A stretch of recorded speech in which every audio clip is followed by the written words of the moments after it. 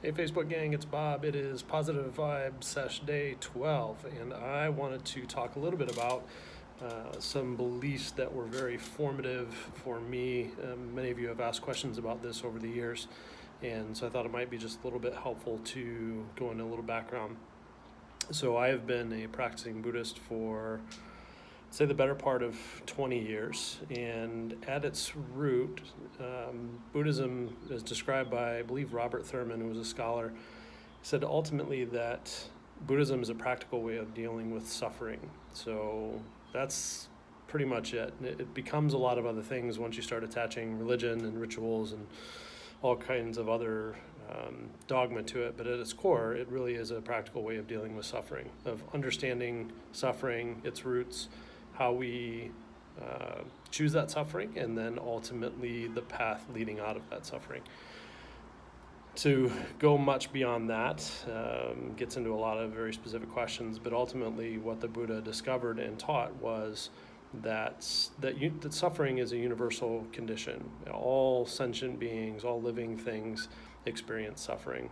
That suffering is ultimately caused by desire for things to be some other way in any given moment.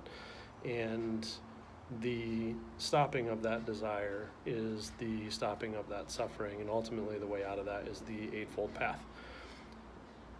We won't go into the Eightfold Path. That's a bit more than I want to cover in this short video, but ultimately when we discover for ourselves through meditation or other teachings that these mental formations, what the mind does, is ultimately attaching itself and ascribing some level of permanence or value to things that are ultimately impermanent, that will always change, will always go through a process of birth and death, and it's our ignorance about that that ends up leading us to suffering. So the closer we can get to understanding the true nature of that impermanence and that birth and death, the closer we can get to letting go of the attachment of things being some other way.